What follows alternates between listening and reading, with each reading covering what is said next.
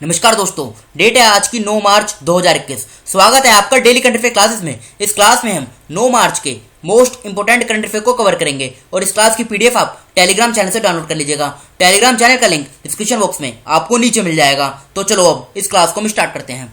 पहला क्वेश्चन क्या है? प्रधानमंत्री नरेंद्र मोदी जी 9 मार्च 2021 को भारत और किस देश के बीच मैत्री सेतु का उद्घाटन करेंगे? तो प्रधानमंत्री नरेंद्र मोदी जी 9 मार्च 2021 को भारत और बांग्लादेश के बीच मैत्री सेतु का उद्घाटन करेंगे। तो डी इस क्वेश्चन का सही आंसर है, बांग्लादेश। अब बांग्लादेश की लोकेशन कहां पर है, पहले आप ये देख लीजिए। देखो ये है बांग्लादेश।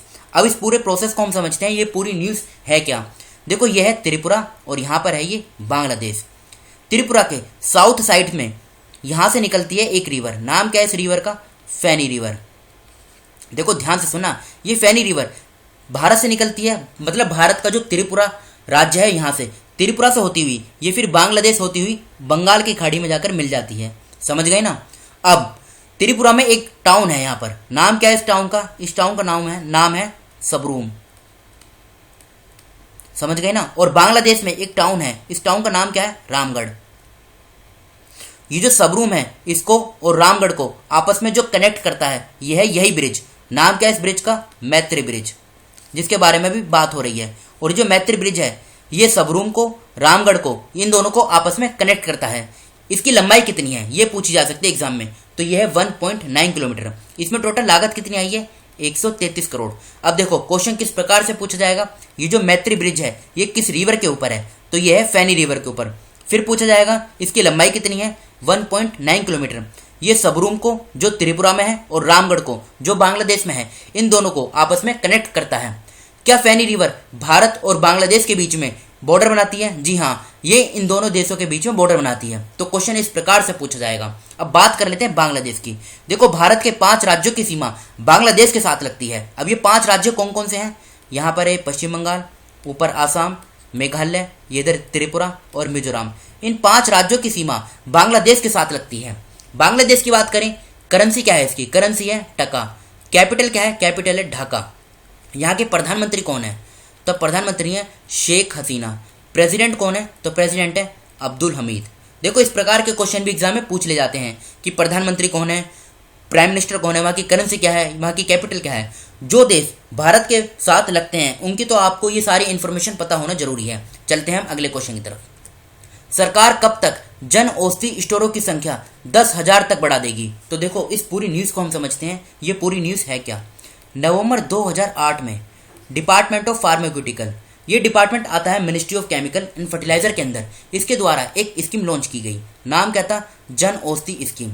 इस स्कीम का ऑब्जेक्टिव क्या था? सभी लोगों को एफोर्डेबल प्राइसेस पर जेनेरिक मेडिसिन उपलब्ध कराना। फिर आगे चलकर 2015 में इस स्कीम का नाम चेंज कर दिया गया। फिर क्या रखा गया इस स्कीम का नाम? प्रधानमंत्री भारतीय जन औषधि परियोजना। फिर से बोलता हूँ, प्रधानमंत्री भारतीय जन औषधि परियोजना। तो समझ गए ना, इस स्कीम का नाम ये रखा गया। इसका ऑब्जेक्टिव क्या था? सभी लोगों को एफोर्डेबल प्राइसेस पर क्वालिटी ऑफ मेडिसिन उपलब्ध कराना। इस स्कीम के अंदर 7,499 जन औषधि केंद्र ये सेटअप किए गए। और फिर 7 मार्च 2021 को प्रधानमंत्री मोदी जी के द्वारा मेघालय की कैपिटल शिलोंग में एक और जन औषधि केंद्र ये सेटअप किया गया। तो टोटल कितने हो गए? 7,499 ये तो पहले थे और फिर एक और इसमें ऐड कर दो तो कितने हो गए? ये हो गए 7,500। तो अब तक कितने हो गए? 7500। ये जन औषधि केंद्र सेटअप किए जा चुके हैं सरकार के द्वारा। अब देखो जन औषधि जो होती है ना, इसी के बारे में लोगों के बीच में जागरूकता फैलाने के लिए 1 से लेके 7 मार्च के बीच क्या बनाया जाता है? जन औषधि वीक। और ये जो जन औषधि वीक होता है ना, इसका जो आखिरी दिन होता है यानी 7 मार्च, इसको बोला जाता है जन औषधि दिवस। समझ गए ना। देखो बहुत इंपॉर्टेंट है ये इन्फॉर्मेशन। और देखो इस बार इसकी थीम क्या थी? थीम थी इसकी सेवा भी रोजगार भी। समझ गए ना, ये तो इसकी थीम थी। फिर से बोलता हूँ, सेवा भी रोजगार भी। और इसे फर्स्ट मतलब इसे पहली बार कब इसे सेलिब्रेट किया गया था? इसे सेलिब्रेट किया गया था कब? 2019 में। अब ये कह सकते हैं पहला एडिशन इसका 2019 में था। दूसरा कब हुआ? 2020 में। और अब 2021 में ये इसका तीसरा एडिशन है। तो सबसे पहले तो क्वेश्चन यहीं से उठेगा कि इसके एडिशन कौन से ईयर में बनाए गए थे। तो पहला था 2019 में और अब बनाया गया तीसरा 2021 में। तो ये तो आप समझ गए ना। अब न्यूज़ क्या है? न्यूज़ ये है कि जो हमारे हेल्थ मिनिस्टर हैं, नाम क्या है? हर्षवर्धन, इन्होंने ये सूचना दी है कि 2024 तक 10,000 जन औषधि केंद्र यानी जन औषधि स्टोर इनको सेटअप किया जाएगा। तो इस क्वेश्चन का सही आंसर है सी, 2024। देखो ये पूरी न्यूज़ आप समझ गए ना, इसलिए इसको बहुत डिटेल के साथ कवर किया गया है जिससे आपका एक भी पॉइंट छूटे ना। तो सी इस क्वेश्चन का सही आंसर है 2024। चलते हैं हम अगले क्वेश्चन की तरफ। गुड़ महोत्सव का उद्घाटन 6 मार्च 2021 को किस राज्य में किया गया, बताइए। तो देखो उत्तर प्रदेश के मुख्यमंत्री नाम क्या है, योगी आदित्यनाथ, इनके द्वारा 6 मार्च 2021 को उत्तर प्रदेश की राजधानी लखनऊ में ये गुड़ महोत्सव का आयोजन किया गया। और ये जो महोत्सव है ना, ये 2 दिन का है, समझ गए ना आप। तो 20 क्वेश्चन का सही आंसर है उत्तर प्रदेश। इसका मकसद क्या है, देखो गुड़ का सेवन करने से काफ़ी सारे हेल्थ बेनिफिट्स होते हैं और इसी के बारे में लोगों के बीच में जागरूकता फैलाना, यही इस इवेंट का एम है।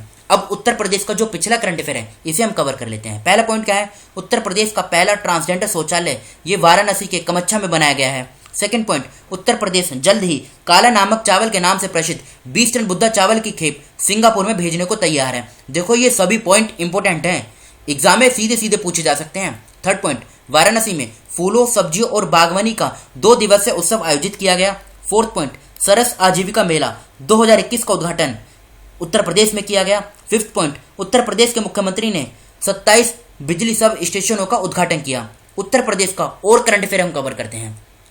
उत्तर प्रदेश सरकार ने प्रत्येक जिले में मानव तस्करी विरोधी पुलिस स्टेशन स्थापित करने का निर्णय लिया। उत्तर प्रदेश के राज्यपाल आनंदीबेन पटेल ने सेफ सिटी प्रोजेक्ट का उद्घाटन किया। भारतीय पर्यटक सांख्यिकी के अनुसार उत्तर प्रदेश घरेलू पर्यटक में पहले स्थान पर रहा है। मतलब भारत के अंदर सबसे ज्यादा जो लोग घूमना फिरना पसंद करते हैं वो उत्तर प्रदेश को करते हैं पहले स्थान पे। बात करें फॉरेन टूरिज्म में तो इसमें है तमिलनाडु पहले स्थान पे। फोर्थ पॉइंट, उत्तर प्रदेश सरकार ने ऐतिहासिक और धार्मिक दौरे के लिए मजदूरों को वित्तीय सहायता प्रदान करने की घोषणा की है। रक्षा मंत्री राजनाथ सिंह जी ने उत्तर प्रदेश की राजधानी लखनऊ में सुपर स्पेशलिटी कैंसर अस्पताल का उद्घाटन किया। मिशन शक्ति की शुरुआत की गई उत्तर प्रदेश की सरकार के द्वारा। उत्तर प्रदेश सरकार ने राज्य के प्रत्येक पुलिस स्टेशन में महिला हेल्प डेस्क स्थापित करने का आदेश दिया। उत्तर प्रदेश के कौशाम्बी जिले को कोरोना मुक्त घोषित किया गया। उत्तर प्रदेश सरकार ने डिजिटल पुस्तकालय की शुरुआत की। उत्तर प्रदेश सरकार ने कोरोना को रोकने के लिए #हाथ धोना रोके कोरोना अभियान को स्टार्ट किया था। अब उत्तर प्रदेश की लोकेशन देखिए आप कहाँ पर है, यह है उत्तर प्रदेश की लोकेशन। इसकी बेसिक डिटेल हम कवर कर लेते हैं। कैपिटल क्या है इसकी, कैपिटल है लखनऊ। इसकी फॉर्मेशन कब हुई थी, तो देखो फॉर्मेशन हुई थी 24 जनवरी 1950 को। मुख्यमंत्री कौन है, योगी आदित्यनाथ। राज्यपाल आनंदीबेन पटेल। 75 जिले हैं, लोकसभा की 80 सीट, राज्यसभा की 31, विधानसभा की 403, विधान परिषद की 100 सीटें हैं। हाईकोर्ट की बात करें, इलाहाबाद में इसकी हाईकोर्ट है, जहाँ के मुख्य न्यायाधीश हैं Govind Mathur. 2 important national park भी हैं यहाँ पे, दुधवा नेशनल पार्क और पीलीभीत टाइगर रिजर्व। और देखो एक तो आता है दिल्ली और बाकी 8 हैं राज्य जिनके साथ उत्तर प्रदेश की सीमा लगती है। उत्तराखंड, हरियाणा, राजस्थान, मध्य प्रदेश, बिहार, झारखंड, छत्तीसगढ़ और हिमाचल प्रदेश। कभी कभी एग्जाम में बाउंड्री भी पूछ ली जाती हैं। तो उत्तर प्रदेश की जो बाउंड्री है वो एक केंद्र शासित प्रदेश और 8 राज्यों के साथ लगती है और नेपाल के साथ ये इंटरनेशनल बाउंड्री बनाता है उत्तर प्रदेश। चलते हैं हम अगले क्वेश्चन की तरफ। किसने मसूरी में जनजातीय भारत जीआई महोत्सव का उद्घाटन किया, तो बताइए। तो देखो जो जनजातीय मामलों के केंद्रीय मंत्री हैं नाम क्या है, अर्जुन मुंडा। तो सी इस क्वेश्चन का सही आंसर है। इन्होंने मसूरी में 5 मार्च 2021 को जनजातीय भारत जीआई महोत्सव का उद्घाटन किया। देखो मसूरी कहाँ पर है, ये उत्तराखंड में है, ये भी आप याद रखेगा। और उत्तराखंड का जो मसूरी है ना, यहाँ पर एक जगह है, इसको बोलते हैं लबासना। और ये जो लबासना है इसका पूरा नाम क्या है, Lal Bahadur Shastri national academy of administration. ये है क्या, देखो ये एक सिविल सर्विस ट्रेनिंग इंस्टीट्यूट है। जैसे आईएएस या फिर दूसरी ग्रुप ए की जो पोस्टें होती है ना, मतलब जो सिविल सर्वेंट होते हैं उनको यहाँ पे ट्रेनिंग प्रोवाइड कराई जाती है। तो यह है लबासना जो उत्तराखंड के मसूरी में है। और यहीं पर अभी जो union minister for tribal affairs हैं अर्जुन मुंडा, इनके द्वारा ये जो जीआई टैग है ना, ट्राइब इंडिया जीआई टैग, इसका उद्घाटन किया गया है मसूरी में। कब, 5 मार्च 2021 को। यहाँ पर हुआ क्या है, देखो वो प्रोडक्ट जिनको जीआई टैग दिया जा चुका है उनको यहाँ पे एग्जीबिशन उनका कराया गया और लोगों के बीच में और ऑफिसर्स जो थे लबासना में, उन लोगों के बीच में इनके बारे में मतलब क्या है, जो इनकी खूबियाँ हैं उनके बारे में जागरूकता फैलानी, ये इसका मेन पूरा मकसद था, पूरा इसका जनजातीय भारत जीआई महोत्सव का, जिसका उद्घाटन उत्तराखंड के मसूरी में किया गया। तो पूरी न्यूज़ समझ गए ना आप। तो सी इस क्वेश्चन का सही आंसर है अर्जुन मुंडा। चलते हैं हम अगले क्वेश्चन की तरफ। घरों की पहचान चेलिक नाम योजना किस राज्य से संबंधित है बताइए।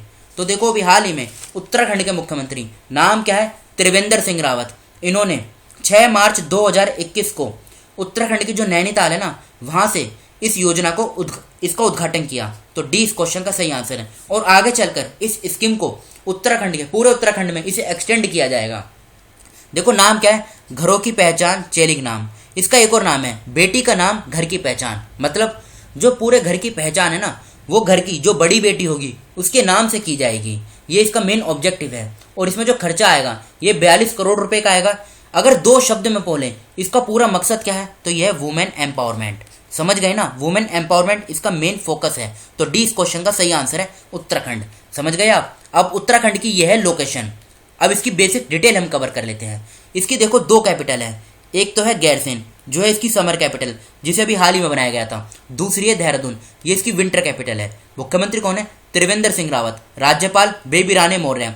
फॉर्मेशन कब हुई थी, 9 नवंबर 2000 को। 13 जिले हैं, लोकसभा की 5 सीट, राज्यसभा की 3, विधानसभा की 70 सीटें हैं। हाईकोर्ट की बात करें, नैनीताल में इसकी हाईकोर्ट है और रवि मालिमात ये मुख्य न्यायाधीश हैं। हिमाचल प्रदेश, हरियाणा और उत्तर प्रदेश 3 राज्यों के साथ उत्तराखंड की सीमा लगती है। और नेपाल के साथ भी ये इंटरनेशनल बाउंड्री बनाता है उत्तराखंड। अब चलते हैं हम अगले क्वेश्चन की तरफ। ऑर्बिटल असेंबली कॉर्पोरेशन कंपनी किस वर्ष में पृथ्वी की कक्षा में होटल वाइजर स्टेशन का निर्माण शुरू करने की योजना बना रही है।